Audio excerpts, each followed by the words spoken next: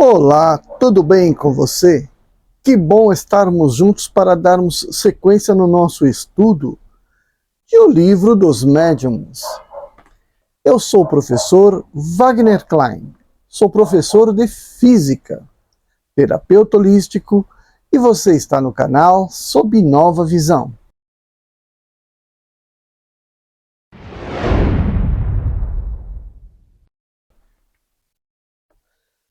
Hoje, ainda no capítulo 25, vamos para o item Evocação dos Animais. Evocações dos animais. Pode-se evocar o espírito de um animal? Pergunta. Resposta. Depois da morte do animal, o princípio inteligente que estava nele fica em estado latente. Logo, é utilizado por certos espíritos encarregados desse cuidado, para animar novos seres dos quais continua a obra da sua elaboração. Assim, no mundo dos espíritos, não há espíritos de animais errantes, mas somente espíritos humanos. Isso responde à vossa pergunta? Daí Kardec continua na questão. Como se dá então que certas pessoas tenham evocado animais e obtiveram respostas? E aí ele diz: evocai um rochedo, e ele vos responderá. Há sempre uma multidão de espíritos prontos para tomarem a palavra para tudo. Nota. É pela mesma razão que se evoca um mito ou um personagem alegórico, ele responderá. Quer dizer, responderão por ele, e o espírito que se apresentar tomará seu caráter e suas maneiras. Alguém teve um dia a ideia de evocar Tartufo, e Tartufo veio imediatamente. O que é mais ainda? Fala de órgão, de Eumira, de Dâmide e de Valéria, de quem deu notícias quando ele imitou a Hipócrita com tanta arte como se Tarufo fosse um personagem real. Disse mais tarde ser o espírito de um ator que tinha desempenhado esse papel. Os espíritos levianos se aproveitam sempre da inexperiência dos interrogadores, mas evitam de se dirigirem àqueles que sabem ser bastante esclarecidos para descobrirem suas imposturas e que não aumentariam a fé a seus contos. Ocorre o mesmo entre os homens. Um senhor tinha em seu jardim um ninho de pintacilgos pelos quais se interessava muito. Um dia, o ninho desapareceu, estando seguro de que ninguém da casa era culpado do delito. Como ele próprio era médium, teve a ideia de evocar a mãe dos filhotes. Ela veio e lhe disse em bom francês: não acuse ninguém e sossega quanto à sorte de seus filhotes. Foi o gato que, saltando, derrubou o ninho. Tu o encontrarás sob a relva, assim como os filhotes que não foram comidos. Verificação feita, a coisa foi constatada exata. É preciso disso concluir que foi o pássaro que respondeu? Não, seguramente, mas simplesmente um espírito conhecedor da história. Isso prova o quanto é preciso desconfiar das aparências e como é justa a resposta acima. Evocai um rochedo e ele vos responderá. Bom, então vamos entender, né, esse pequeno trecho aqui que está sendo apresentado aqui no livro. A evocação dos animais. Ele diz aqui que não faz sentido querer evocar os animais. A resposta poderia ter sido muito mais simples do que foi dada aqui, né? A resposta está na questão de que o animal não tem inteligência para poder ser evocado. A evocação é uma coisa que é entre os seres humanos. Ah, mas o espírito do animal não existe? Aqui ele está dizendo que existe uma mescla, né? Mas o que mais recentemente é comentado é que o animal tem o espírito todos eles têm espírito. Só que é um espírito bastante primitivo. Uma vez que o animal morre, logo em seguida ele está reencarnando. E é uma coisa que coincide com o meu livro lá, A Vida Sob Nova Visão, né? Porque as necessidades da existência já traz novamente o espírito para a vida. Ele não tem uma inteligência para que ele possa entrar num estado de umbral, por exemplo, ou num estado de erraticidade. É dito, porém, que alguns animais são sim capturados, seus espíritos, seus perispíritos, para serem utilizados em trabalhos lá do mundo espiritual. Então, o que faz isso? É a inteligência do espírito humano já desencarnado. Certo? Agora a gente vai para o outro item. Evocação de pessoas vivas. Então tem aqui a primeira questão. A encarnação do espírito é um obstáculo absoluto à sua evolução? Resposta: não. Mas é preciso que o estado do corpo permita ao espírito despreender-se nesse momento. O espírito encarnado vem tanto mais facilmente quanto o mundo onde se encontra seja de uma ordem mais elevada, porque os corpos aí são menos materiais. Pode-se evocar o espírito de uma pessoa viva? Resposta: sim, uma vez que se pode evocar um espírito encarnado. O espírito de um vivo pode também, nesses momentos de liberdade, apresentar-se sem ser evocado. Isso depende de sua simpatia pelas pessoas com as quais se comunica. Em qual estado, pergunta, em qual estado está o corpo da pessoa cujo espírito se evoca? Então, dorme ou dormita. É então que o espírito está livre. E aí, na mesma pergunta, o corpo poderia despertar enquanto o espírito está ausente? Resposta: não. O espírito é forçado a reentrar nele. Se nesse momento conversa convosco, deixa-vos e frequentemente disso vos diz o motivo. Vamos entender esse pedacinho por enquanto aqui, né? Então dá pra gente evocar a pessoa que está viva, né? Então o espírito daquela pessoa se faz presente naquela reunião. Ah, mas e a pessoa, como é que tá? Ela tá acordada? Né? Não, ela não está acordada, ela está dormindo. Por quê?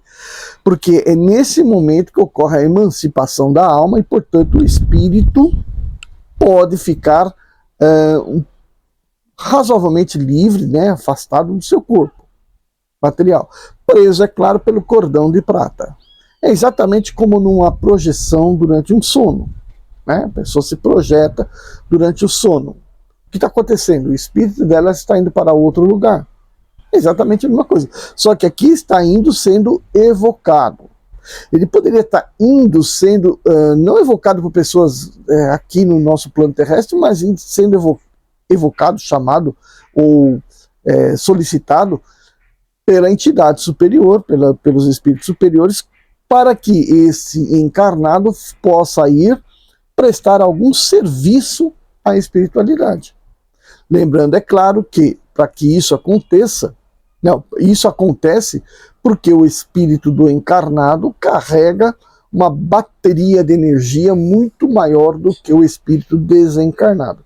Então, se lá o trabalho espiritual requer bastante energia, mais, é claro, do que possa utilizar a espiritualidade, então vai lá recrutar algumas pessoas aqui que entram então em serviço, em desdobramento e, portanto, servir a espiritualidade. E aí eles vão fazer serviços diversos. Aqui no caso está sendo chamado, o espírito está sendo chamado para conversar, dar explicações, alguma coisa desse tipo, né? Quando ele fala dorme ou dormita, o que seria o dormita, né? Então, um estado de sonambulismo, por exemplo. Né? Então, o que é o estado de sonambulismo? É o espírito de um médium sonambúlico que então está num estado de emancipação da alma também, portanto ele consegue, ou êxtase, né, que também é um outro estado, e é importante esse espírito pode se apresentar quando evocado. Outra pergunta: como o espírito ausente do corpo é advertido da necessidade de sua presença? O espírito de um corpo vivo, dele não está jamais completamente separado. A qualquer distância que se transporte, a ele se prende por um laço fluídico que serve para chamá-lo quando isso é necessário. Esse laço não se rompe senão com a morte. Nota: esse laço fluídico, com frequência, tem sido percebido por médiuns videntes.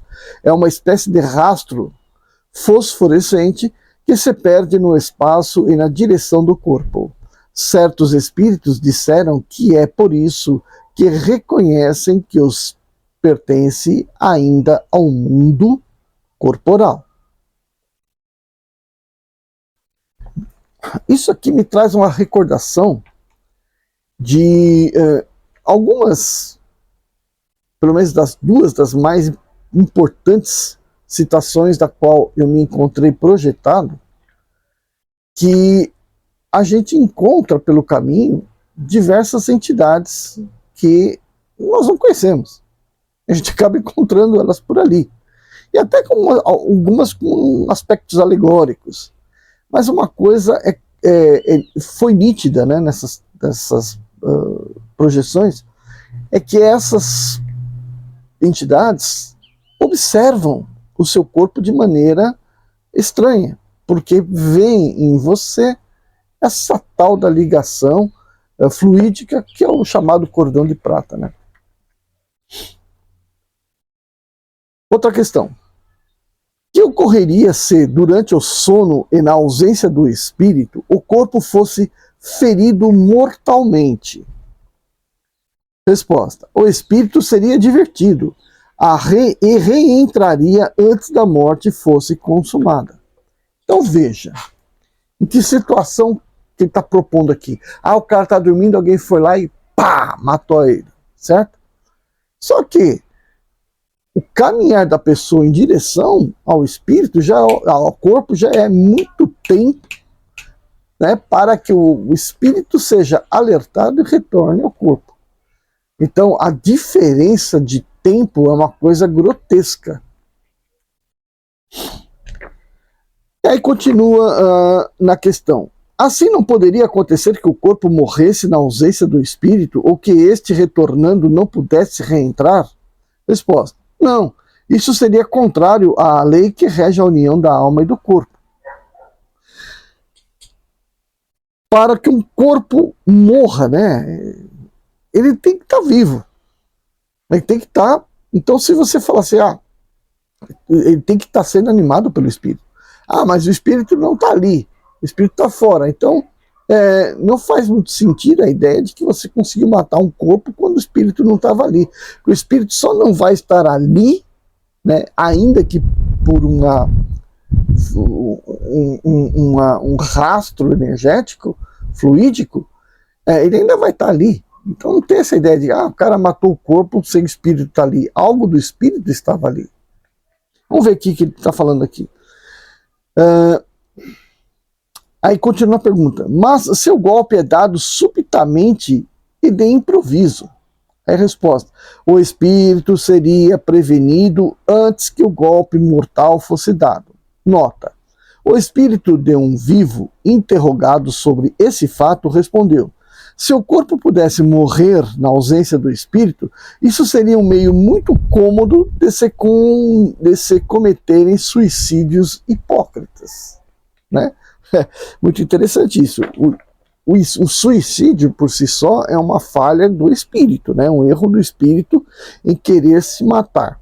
Se houvesse essa oportunidade aí tão simples, né? A hora que estiver saindo lá, mata o corpo lá atrás. Isso aí, né, seria uma fuga, né, fantástica.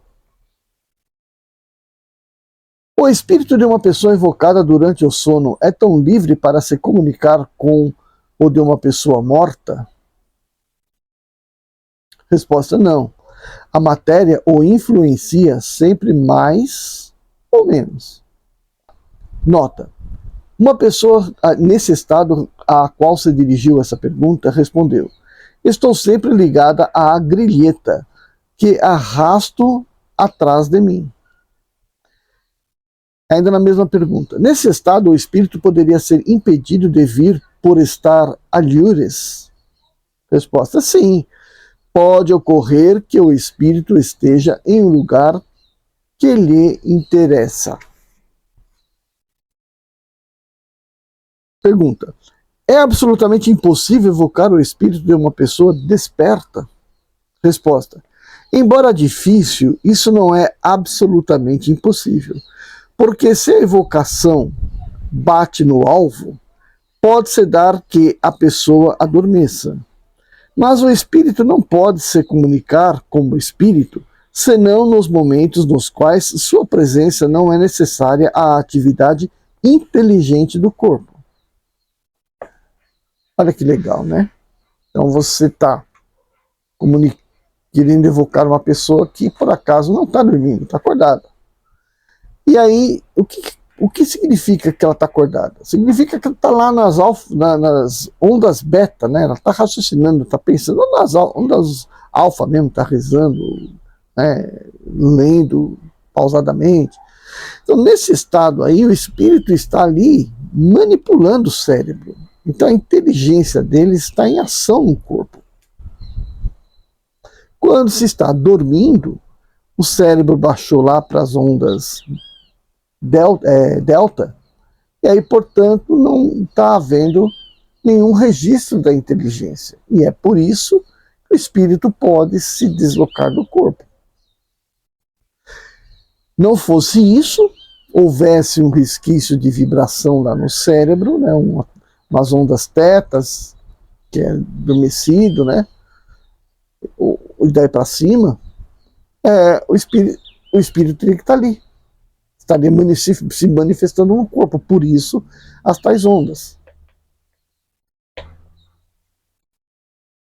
Nota: a experiência prova que a evocação feita durante o estado de vigília pode provocar o sono, ou pelo menos uma absorção vizinha do sono, mas esse efeito não pode ter lugar senão por uma vontade muito energética.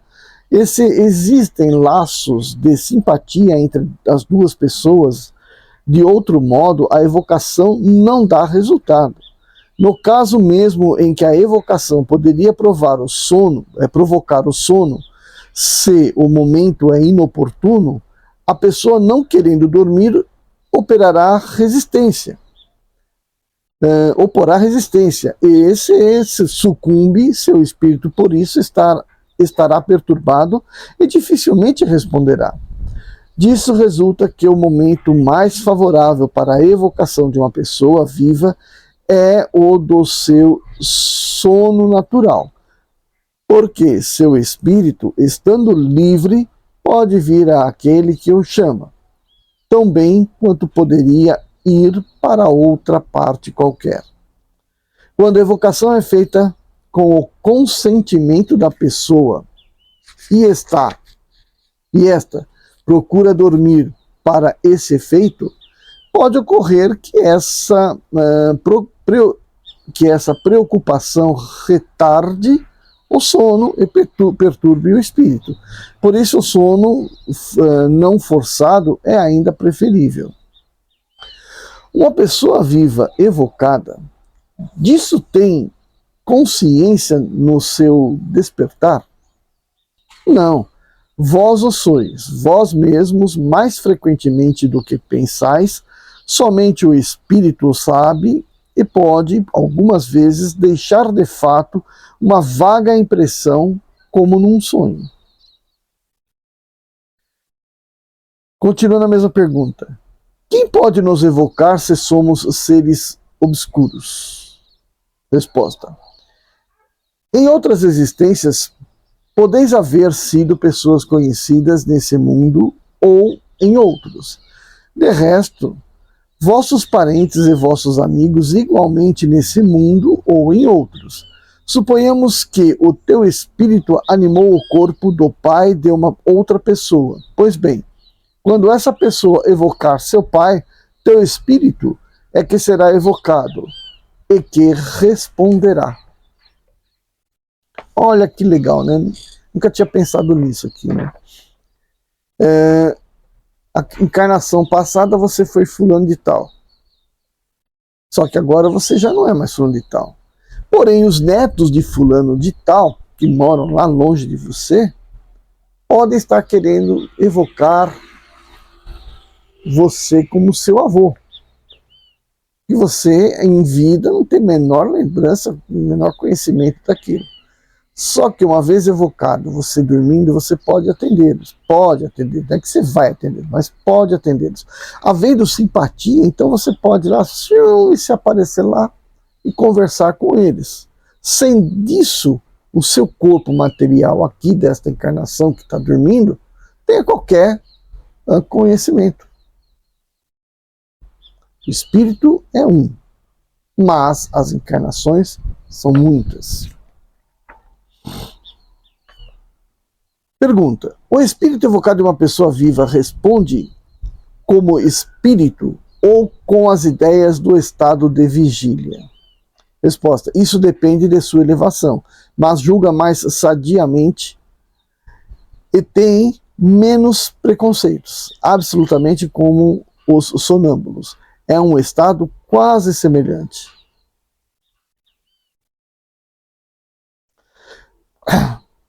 Se o espírito de um sonâmbulo em estado de sono magnético fosse evocado, seria mais lúcido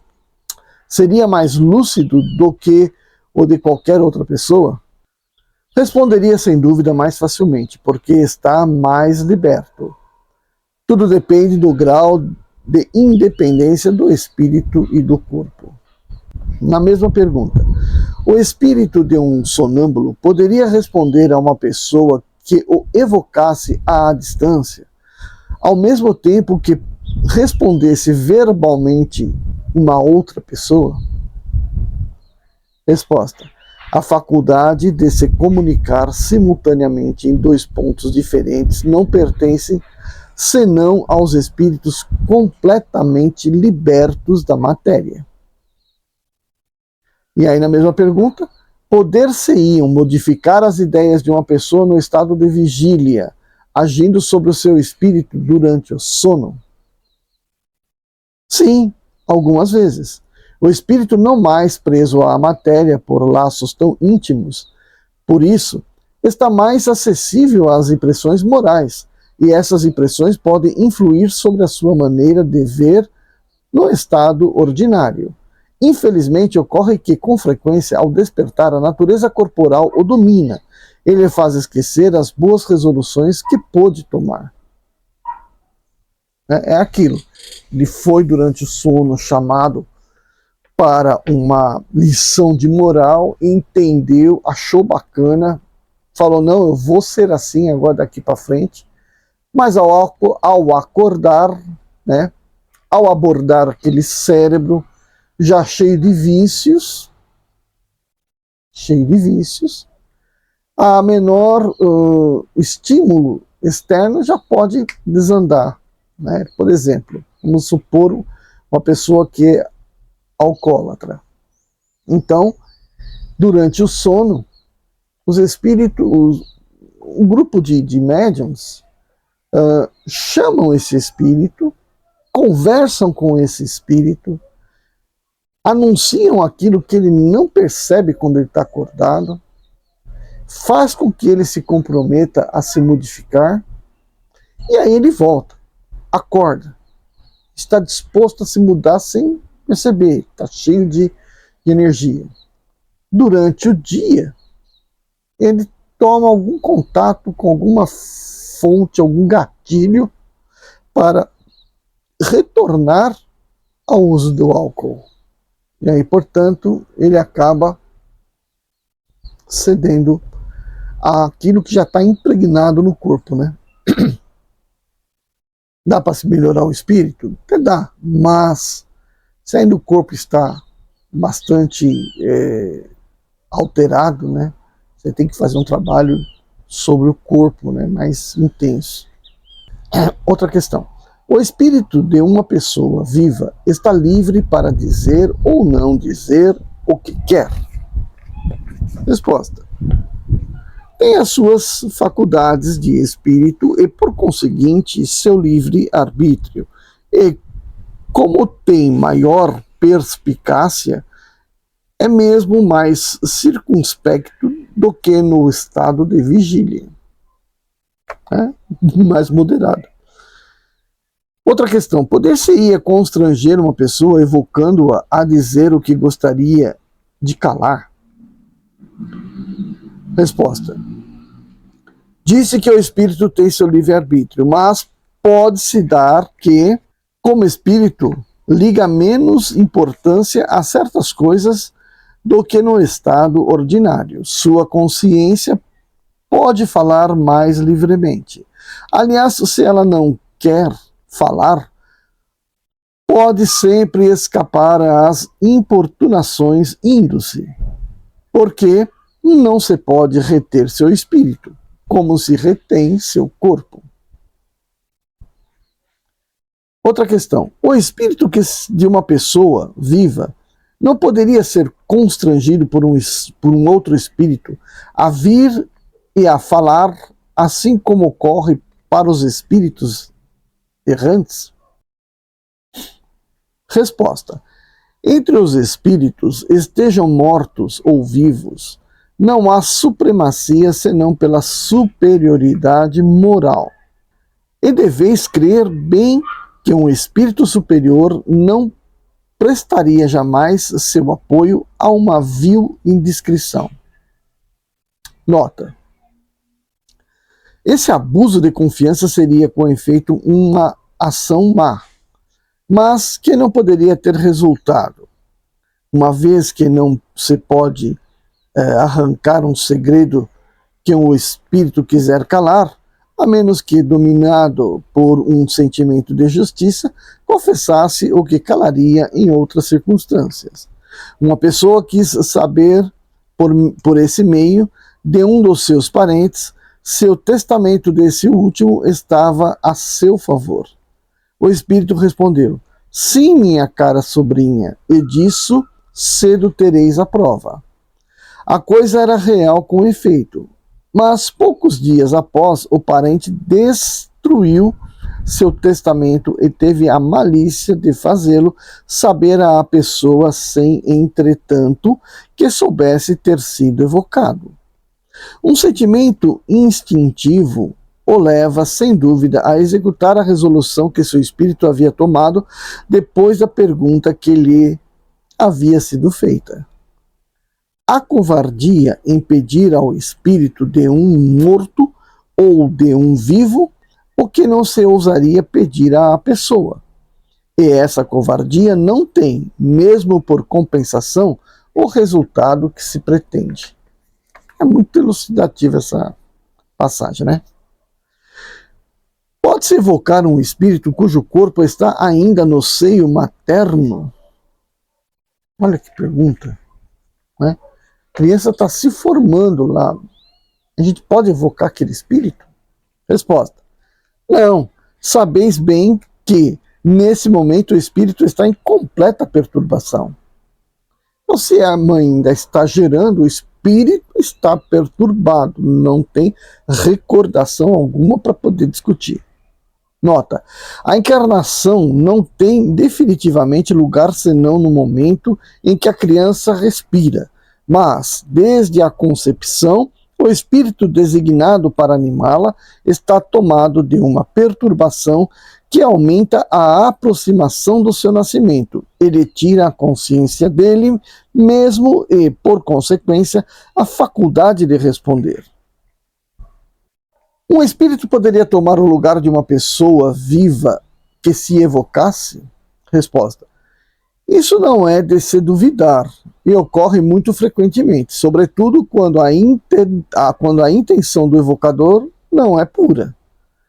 De resto, a evocação de pessoas vivas não tem interesse senão como estudo psicológico.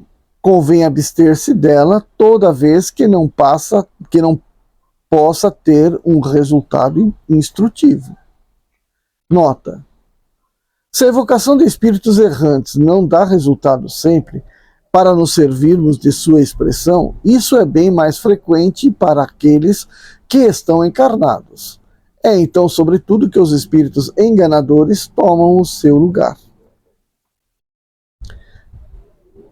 Outra questão. A evocação de uma pessoa viva tem inconvenientes? Não.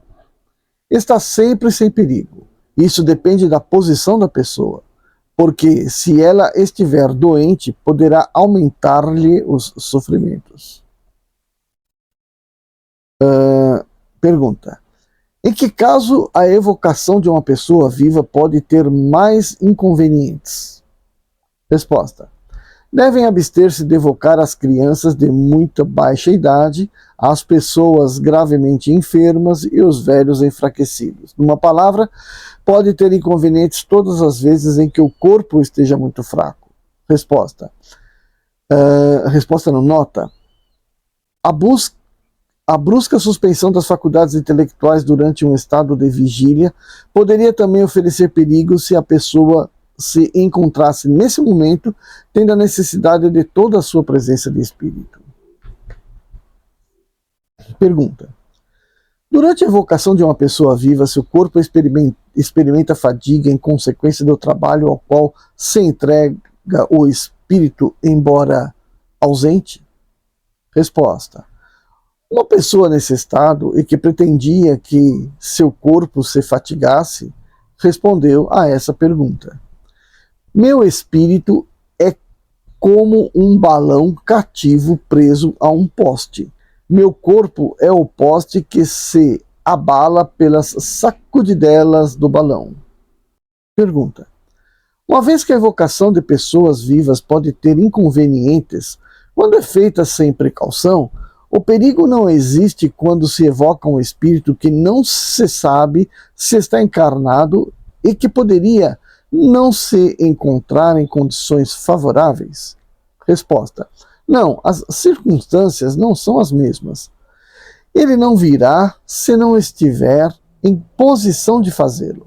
E, aliás, já não vos disse para perguntardes, antes de fazer uma evocação, se ela é possível? Pergunta: quando experimentamos, nos momentos mais inoportunos, uma irresistível vontade de dormir, isso proviria do fato de sermos evocados em alguma outra parte? Resposta: isso pode sem dúvida ocorrer, mas com mais frequência. É um feito puramente físico, seja porque o corpo tenha necessidade de repouso, seja porque o espírito tenha necessidade de sua liberdade.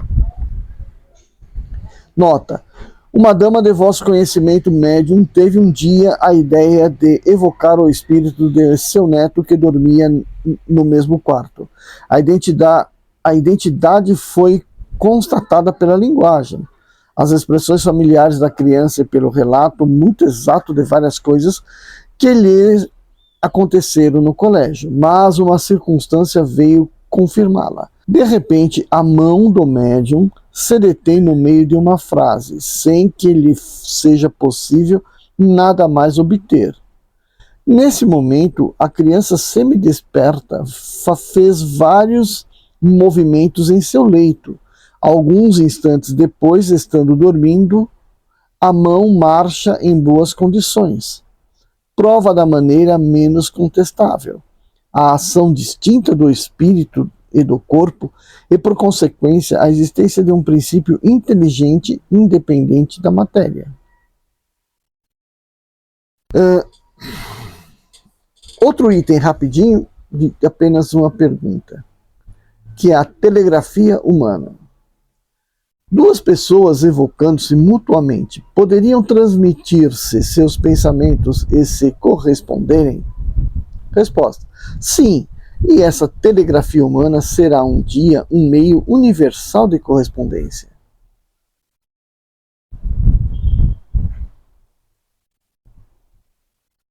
Isso é um tipo de telepatia, né? Aí continua. Por que não seria praticada desde o presente? Resposta: ela é praticável para certas pessoas, mas não para todo mundo. É preciso que os homens se depurem para que seu espírito se liberte da matéria. E é ainda uma razão para se fazer a evocação em nome de Deus.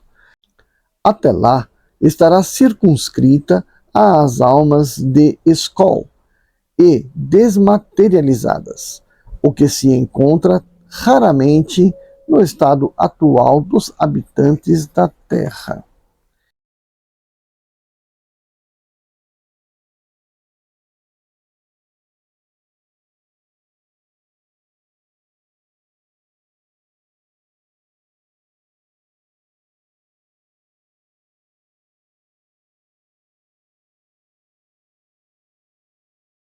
Então, ele está dizendo aqui que isso aí é uma coisa que ainda está por vir para a humanidade, né? Bom, gente, então a gente terminou o capítulo 25. O 26, perguntas que se podem dirigir aos espíritos, também é razoavelmente grandinho. A gente vai ter que repartir em vídeos. Deixa seu like. Se inscreva no canal se você ainda não é inscrito. Faça algum comentário. Ajude-me a divulgar o nosso trabalho. Vejo você no nosso próximo vídeo. Até lá. Comece bem o seu dia, deve a tristeza tirar, e por somente alegria